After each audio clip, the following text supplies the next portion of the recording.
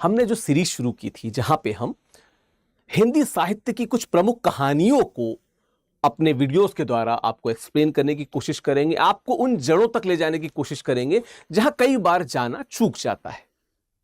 साहित्य की बात करें तो प्रश्न पत्र 1 और प्रश्न पत्र 2 दोनों में कहानियों की बात होती है। और आज जिस कहानी की मैं बात करने वाला हूं, बात की जाए हिंदी साहित्य के सिरमौर मुंशी प्रेमचंद जी की, तो उनकी शानदार कहानी बूढ़ी काकी आपने थंबनेल में देख लिया होगा। आज उसकी बात करेंगे, उसके कथानक को समझेंगे, उसके मर्म को समझेंगे। बताता चलो कि हिंदी साहित्य वैकल्पिक विषय का जो बैच संख्या 15 है, उसमें एडमिशन 16 अप्रैल को क्लोज हो रहे हैं। मैं यहां पे दिखा दूं आपको कि 16 अप्रैल में एडमिशन क्लोज हो रहे हैं। और अगर आप इस दौरान मेरे कोड के साथ जुड़ते हैं तो आपको मैक्सिमम डिस्काउंट भी मिलेगा इस बैच में, जिसके बारे में मैंने आपको जानकारी दी। बात की जाए हिंदी साहित्य के इस बैच की, तो हिंदी साहित्य के इतिहास के साथ शुरू हो रहा है। कहने का मतलब कि जो हिंदी साहित्य का, पद्य साहित्य का इतिहास है, मतलब सिद्धनाथ साहित्य से लेकर आधुनिक काल तक, बिल्कुल विनोद कुमार शुक्ला जी तक हम साहित्य को पढ़ेंगे। साहित्य के उन सभी विराम, अर्धविराम, पूर्ण विराम सबको पढ़ेंगे। हम पढ़ेंगे कबीर को, तुलसी को, सूर को, जयसी को और आधुनिक काल के विभिन्न कवियों को। तो ये बैच शुरू हो रहा है हिंदी साहित्य के इतिहास से, आपको मिस नहीं करना है। और इससे जुड़ना चाहते हैं तो studyIQ.com विजिट कर सकते हैं, या नीचे डिस्क्रिप्शन में लिंक दिया होगा कि साहित्य, हिंदी साहित्य से जुड़ने के लिए यहां पे क्लिक करें। तो हम उसकी बात करेंगे। चलिए बात की जाए उसकी आग की, तो आज जो कहानी है बूढ़ी काकी, एक बूढ़ी काकी की कहानी है। हम सबके घर में, गांव में हमने उन दादी को देखा होगा जो वृद्धावस्था में जूझ रही होती हैं, बहुत सही से चल नहीं पाती, झुक के चल पाती हैं, कई तो झुक के भी चल नहीं पाती, आंखों से स्पष्ट नहीं दिखता। ऐसी तमाम बूढ़ी दादियों को, काकियों को हमने देखा होगा। उन्हीं एक बूढ़ी काकी की कहानी जो प्रेमचंद जी ने बड़े ही मर्म के साथ लिखी है, इतने भाव के साथ लिखी है कि मैं इस बात को दावे के साथ कहता हूं कि अगर आपके घर में कोई काकी या दादी होंगी तो आप भी इस कहानी को पढ़ते हुए भावुक हो जाएंगे। इस कहानी को पढ़ते हुए भावुक हो जाएंगे। ठीक है, बात की जाए कहानी की पृष्ठभूमि की, तो काकी का नाम तो नहीं बताया है, बूढ़ी काकी की कहानी है। ये काकी वो है जिनके घर में सभी लोग स्वर्ग सिधार चुके हैं, उनके बेटे भी। उनका जो भतीजा है वो उसके साथ रह रही हैं, भतीजे के साथ भतीजे की पत्नी रहती हैं, और 2 पुत्र और 1 पुत्री। ये पुत्री जो है, भतीजे की जो पुत्री है, वो उसका नाम भी लाडली है, वो इनके साथ भी बड़े प्रेम से रहती है। वही एकमात्र है जो अपने सुख दुख को दादी के साथ, यानी कि काकी के साथ शेयर करती है, और काकी भी उसके साथ रमती है।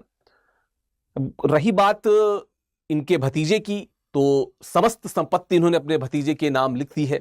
बावजूद इसके जो इज्जत, जो सहयोग भतीजे से मिलना चाहिए था, वो नहीं मिलता है। अक्सर खाने को लेके, खाने की से जुड़ी बातों को लेके दुत्कारा जाता है इन्हें। खैर, ये कहानी भी उसी का ही एक पेशकश है, जहां पे किस प्रकार से एक इवेंट होता है, और उस इवेंट में काकी न सिर्फ 1 बार बल्कि 2 बार उन्हें दुत्कारा जाता है। लेकिन फिर उसके बाद जो दशा होती है, वही कहानी का प्लॉट है, जहां पे कहानी बदलती है। उपेक्षा की शुरुआत क्या कि संपत्ति हस्तांतरित होने के बाद बुद्धिराम, जो उनके भतीजे हैं, बुद्धिराम जो हैं वो और उनकी पत्नी रूपा बूढ़ी काकी के साथ विभिन्न प्रकार की उपेक्षाएं करती हैं। पर्याप्त भोजन नहीं, देखभाल नहीं, जिस कारण उनकी स्थिति खराब होती जाती है। खाने खाने को मोहताज हो जाती हैं बूढ़ी काकी। उनकी ही कहानी। और अक्सर हमने देखा है कि भारत में संयुक्त परिवारों की बात की जाए तो संयुक्त परिवारों में जब बुजुर्ग बसते हैं तो कई बार तो उनके घर वाले खुद उनके बच्चे, उनके बहू देखभाल नहीं करते। कई बार हम देखते हैं कि यदि वो किसी अन्य पे आश्रित होती हैं, या तो भतीजा या तो किसी और पे, दुर्गति होते देखते हैं। यूं ही वृद्धाश्रम भारत में नहीं खुलने लगे। है बात की जाए आगे की, तो काकी की एक ही इच्छा है, भोजन उनको चाहिए रहता है, भोजन बहुत पसंद करती हैं। अधिकांश समय लिखा है कि भोजन की इच्छा में बीतता है, लेकिन उन्हें हमेशा भूखा रखा जाता है। इनकी स्थिति जो है वो दयनीय होती जाती है। देखिए, हम सबको इस बात को समझना पड़ेगा, जिस समाज में आते हैं जहां पे वो जो फैब्रिक है ना, जो रिश्तों का फैब्रिक है, उस फैब्रिक में कहीं ना कहीं ये जो महीन लकीरें होती हैं, जो प्रेम से गुथी जाती हैं, उन लकीरों को आपने अगर मिटा दिया तो एक बड़ा सुख, एक बड़ा हम कह सकते हैं कि बुजुर्गों से मिलने वाला आशीर्वाद हम खो देते हैं। यहां पे वही देखने को मिलता है। कई घरों में हमने देखा होगा कि बुजुर्गों को खाना नहीं मिलता, इज्जत नहीं मिलती, 2 रोटी तो दे सकते हो ना, इतनी तो मानवता है ना। फेसबुक पे, इंस्टाग्राम पे लोग स्टेटस पे स्टेटस डालते हैं ये बताते हुए कि वो बुजुर्गों की कितनी इज्जत करते हैं, पर जब बात आती है अपने घर के बुजुर्गों की, कहीं ना कहीं बातें जो होती हैं वो बिगड़ जाती, नहीं जाती सही रास्ते पे। मैं मानता हूं कि जब बुजुर्ग अपनी बुजुर्ग अवस्था में आते हैं तो उनकी जिद, उनका व्यवहार कुछ बच्चों जैसा हो जाता है, जिद्दी हो जाते हैं। पर क्या ये हमारी आपकी जिम्मेदारी नहीं कि जब हम शैशवावस्था में थे उन्होंने हमारी हर जिद के साथ हमें पाला, उस प्रकार से पाला जिस प्रकार से किसी गार्जियन को आप पालते देखेंगे। हर आपकी जो दिक्कतें थी, आपकी जितने भी शो ऑफ्स थे, आपकी जितने भी मनुहार थे, हर मनुहार को उन्होंने स्वीकारा है। उसी प्रकार से आप उनको भी स्वीकार सकते हैं। बात की जाए उसके आगे की तो तिलक समारोह की तैयारी हो रही है। बुधराम साहब के जो बड़े पुत्र हैं उनके तिलक आया हुआ है। गांव में आता है ना, परीक्षा होता है, फिर तिलक आता है, तिलक में लड़की वाले आते हैं, फिर शादी में लड़के वाले जाते हैं, तो वही तिलक समारोह है। माहौल लगा हुआ है, खाने बनाने वाले खाना बना रहे हैं, पूड़ियां छन रही हैं, खुशबू आ रही है मीठे की भी।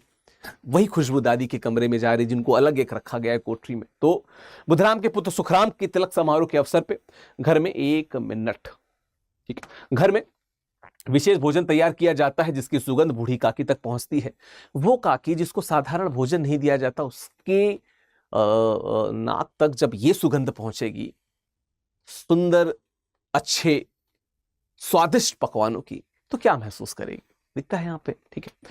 बूढ़ी काकी की प्रतिक्रिया कह रहती है, स्वादिष्ट भोजन की सुगंध से प्रेरित होकर बूढ़ी काकी अपने कोठरी से बाहर आकर कड़ाह के पास पहुंचती है, लेकिन रूपा उन्हें डांटकर वापस भेज देती है। इस प्रसंग को पढ़िएगा। उनके नाकों में जब सुगंध जाती है, जब उस सुगंध को महसूस करती है, उन्हें लगता है कि कितना प्यारा खाना बन रहा होगा, मैं अगर नहीं गई तो हो सकता है खाना बाकी लोगों को बच जाए, खाना मेरे लिए न बचे। और सोचते सोचते ही उनके कहते हैं ना कि आंतें कुलबुलाने लगती हैं, वो जाती हैं वहां पे, खुद उस जहां पे खाना बन रहा होता है वहीं पे साक्षात मौजूद हो जाती हैं। अब देखिए क्या होता है कि हम जैसे मैंने ईदगाह की बात भी की, बुजुर्ग होने के बाद एक विशेष प्रकार की कंडीशंस देखने को मिलती है, पर हमें समझना चाहिए कि ये जो बाल सुलभ चेष्टाएं दिखती हैं वो सब में दिखेंगी। आप भी बुजुर्ग होगे, आप में भी आएंगी। रूपा जब उन्हें देखती है तो उसे लगता है कि ये तो लानत मलानत हो जाएगी, हमारे यहां प्रोग्राम हो रहा है। रूपा उन्हें दुत्कारते हुए वहां से डांट के वापस भेज देती है। बेचारी शांत शांत होकर चली जाती हैं, कहीं ना कहीं घबराती भी हैं कि कहीं मेरे से कुछ गलत तो नहीं हो गया, इतने जल्दी नहीं जाना चाहिए था, पहले मैं ही खा लूंगी तो बाकी लोग कब खाएंगे, पहले गेस्ट खाएंगे फिर घर के लोग खाएंगे, तब शायद रूपा लाके मुझे दे। और इसके पहले भी उनके दिमाग में यही बात चल रही थी, लेकिन अब ग्लानि के साथ यही बात चल रही है। उन्हें लगता है कि शायद जब खा लेंगे सब तो ये स्वादिष्ट खाना मेरे पास भी आएगा, पूड़ी खाऊंगी, खीर खाऊंगी, दही खाऊंगी, बहुत दिनों बाद छक के खूब अच्छा खाना खाऊंगी। बातें तो फिर भी चल रही हैं, भले ही कितनी ग्लानी हो। हम समझ सकते हैं इस बात को, बचपन में हमने भी देखा, बगल में शादी, हम बच्चे थे लगता था कि अब खुले कि तब खुले, है ना। खैर आगे की बात, होता क्या है कि उसके बाद भी, ये तो लाडी का स्नेह है जो अपना सब कुछ दादी से, काकी से शेयर करती थी। उसके बाद भी एक बार क्या होता है कि पुनः एक बार सोचते सोचते सोचते उनका एकदम से ध्यान लगता है और उन्हें एकदम से लगता है कि ऐसा तो नहीं कि खाना बंद हो गया। अब जब वो जाती हैं बाहर, देखती हैं तो देखती हैं कि जो मेहमान उनको खाना परोसा जा रहा है। पुनः एक बार काकी चली जाती हैं। उनका दिमाग नहीं काम करता कि अब तो लोग बैठे ही हुए हैं, मुझे वहां बैठे कर देख लेगा बुधराम तो क्या बोलेगा। बुधराम देख लेता है, झड़क देता है, दोनों हाथ पकड़ के ऐसे लेके जाता है जैसे कोई बुरिया लेके जा रहा हो, और फेंक देता है कोठरी में और बहुत बुरा भला सुनाता है। और ये सोच के बैठ जाता है कि इन काकी को तो अब खाना नहीं दिया जाएगा। बुधराम ये जो कहता है काकी के दिल में बस जाता है, जैसे दिल बैठ सा गया हो कि अब क्या हो। काकी घबरा जाती है, कब एक शब्द होता है हदस जाती है काकी, वहां क्या होगा। और इन्हीं बातों की घबराहट में कब और समय बीत जाता है जब उन्हें लगता है कि अब तो खाना बंद ही हो गया होगा, अब क्या ही खाना मिलेगा। बाहर निकलती हैं, सब बंद हो गया रहता है, हर चौके पे से लोग उठ गए रहते हैं वहां पे। ऐसे में जो लाडली होती है उसके दिमाग में आता है कि काकी 2 बार आई, उनको खाना खाने नहीं मिला, दुत्कार आ गया, बेचारी वो कैसे तड़प रही होंगी। लाडली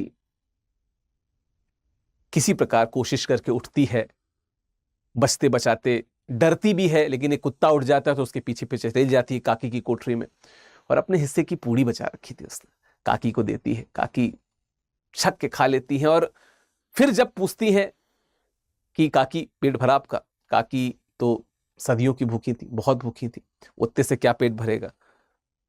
पूछती है कि क्या मेरे लिए बचा के रखी थी, कहती नहीं काकी मेरे हिस्से की थी। काकी खा जाती हैं, और उसके बाद जो बच्चा चूरा होता है वो भी खाती हैं, और उसके बाद उनकी भूख शांत नहीं होती है। और फिर वो कि जब खून लग जाए शेर के, उनको तो भूख लगी हुई थी, वो बाहर निकलती हैं, और वो जो झूठा फिका रहता है ना, उसमें से वो खाने लगती हैं। वो सीन आप देखिए तो आपके जैसे लगेगा आंखों के सामने से गुजर रहा है कि एक बुजुर्ग जो इस अवस्था में है कि ढंग से चल ना पाए, खाने खाने को मोहताज, उसके घर में फंक्शन है, उसको खाना नहीं मिला, वो जूठन से उठा के खा रही है, और आहा क्या मीठा, आहा क्या बूढ़ी महसूस कर रही है। आप इस बात को सोचिए कि कितनी और कितनी दिल से आह निकलने वाली बात है जो दिखती है यहां पे। खैर, जूठन खाने की विश था, भूख से व्याकुल होकर बूढ़ी काकी मेहमानों के जूठे पत्तलों से भोजन उठा के खाने लगती हैं, जिसे देख के रूपा और अन्य लोग भी शर्मिंदा होते हैं। रूपा ऊपर से देखती हैं, जब वो लाडली को नहीं पाती हैं कि लाडली कहाँ गई, दो भाइयों की छोटी बहन देखती हैं, तो जब ऊपर जाके देखती हैं और जब वो सीन देखती हैं कि बूढ़ी काकी इस प्रकार से खा रही हैं, वो भी, उसका हृदय विद्रवित हो जाता है। वो भी सोचती मैं क्या पाप कर रही थी, मतलब जिसके दिए पैसे से, जिसकी दी संपत्ति से जो हमारे नाम कर दी गई, हम इस प्रकार के आयोजन कर पा रहे हैं, हम उसको ही खाने से दूर रख रहे हैं, ये तो महापाप है। तब उसे अतीव ग्लानि होती है, वो समझती है कि कितनी बुरी तरीके से, कितना गंदा बर्ताव कर रही थी, पशुवत पाश्विक बर्ताव कर रही थी वो उन काकी के साथ जिन्होंने सब संपत्ति अपने भतीजे बुधेराम को दे दी। तो ये कहानी है। उसके बाद उन्हें एहसास होता है और फिर कहानी आगे बढ़ती है। हम सबको समझना चाहिए कि जिंदगी में जो बुजुर्ग हैं वो हम पे जब आश्रित हैं तो बहुत सारी चीजें यद्यपि वो नहीं चाहते फिर भी उनके व्यवहार में दिखती है, जैसे जिद। ये हमें आपको समझना होगा कि इन बुजुर्गों की इन जिद को कैसे रिप्लाई करना है। गुस्सा आता है, पर कभी ऐसा ना हो कि वो खाने खाने को तरस जाएं और फिर आप मन महसूस के रह जाएं कि उस बार जब उन्होंने खाना मांगा था, पूड़ी मांगी थी, दही मांगी थी, हमें दे देना चाहिए था। तो इस कहानी का सारांश ये है, रूपा को आत्मग्लानि होती है, ठीक है, रूपा अपने व्यवहार पे पछतावा होता है, वो अपनी गलती का उसे एहसास होता है, होना चाहिए। उसने संपत्ति न भी दान की होती तो इतना तो हक था कि घर की बड़ी बुजुर्ग होने के नाते आप उनको खाना पूछ सकते थे। तो ये जो कहानी जब इसको पढ़ेंगे तो इस प्रकार से लगेगा जैसे कि प्रेमचंद अपने शब्दों के द्वारा आपके दिल में उतर आए हैं। वो दिल से आपके जो आंसू निकलेगा वो निकल जाएगा अगर आपके आसपास इस प्रकार की किसी काकी को, किसी दादी को आपने अनुभव किया हो। खैर, नैतिक शिक्षा क्या मिलती है? बूढ़ी काकी जो कहानी हमें सिखाती है कि परिवार के जो बुजुर्ग सदस्य हैं उनकी देखभाल और सम्मान करना हमारा नैतिक कर्तव्य है, और उनकी उपेक्षा समाज की नैतिकता पे क्या लगाती है? प्रश्न चिन्ह लगाती है। हमको समझना होगा वो हमारी धरोहर है। हम बिल्डिंग्स के बारे में बात करते हैं, कभी हम अपने समाज के बारे में बात नहीं करते, अपने बुजुर्गों के बारे में, अपने घर के बुजुर्गों के बारे में नहीं बात करते। ताजमहल को कंजर्व करेंगे, फलाना मंदिर को कंजर्व करेंगे, अपने घर में जो आपके साक्षात मंदिर हैं, जो जीवित हैं, उनको कंजर्व करिए, उनके बारे में सोचिए। उनको बूढ़ी काकी के स्तर तक न जाने दें आप, उन्हें वृद्धाश्रम में न छोड़ें आप। आपकी जिंदगी है, आपका एक्शन है, पर इस बात से अगर इतना आप समझ सके, मेरे इस वीडियो से इतना समझ सके कि उनकी इज्जत कीजिए, रिस्पेक्ट कीजिए। आप उनको आज कष्ट दे रहे हैं, कल आपको भी कष्ट मिलेगा, दोगुना कष्ट मिलेगा, ठीक है। मुझे पता है कि तार्किकता इस बात की गवाही नहीं देती, लेकिन एक मनुष्यता नाम से शब्द भी है ना, वो तो आपको पहुंचा ही देगा वहां तक। बात की जाए इसके बाद की तो हिंदी साहित्य वैकल्पिक विषय का जो बैच संख्या 15 है वो शुरू हो चुका है, ठीक है। 16 अप्रैल में अंतिम दिन है, चाहे उसमें एडमिशन होगा। विकास लाइव कोड के साथ आप इसमें जुड़ सकते हैं। डिटेल नीचे आपको दिख जाएगी, नीचे लिंक है, क्लिक करके आप स्टडी IQ की वेबसाइट पे जाकर विकास लाइव कोड का प्रयोग करना न भूलें, आपको मैक्सिमम डिस्काउंट मिलेगा उसमें।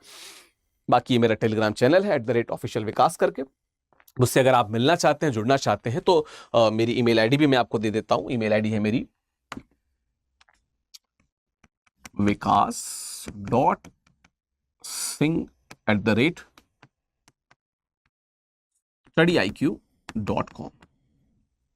ये मेरी ईमेल आईडी है, आप यहां पे मुझसे कांटेक्ट कर सकते हैं। ये मेरा टेलीग्राम चैनल है, स्कैन करके जुड़ सकते हैं या स्कैन पे सर्च कीजिए @official विकास। जुड़िए मुझसे। हिंदी साहित्य से जुड़ना हो तो भी आप जुड़ सकते हैं। आप P2I बैचेस या संपूर्ण बैचेस में जुड़ने के लिए भी विकास लाइव कोड का प्रयोग कर सकते हैं। उनकी डिटेल्स भी आपको स्टडी IQ वेबसाइट पे मिल जाएगी। बाकी आपका दिन शुभ हो। All the very best. Thank you. बुजुर्गों की इज्जत कीजिए। शुक्रिया।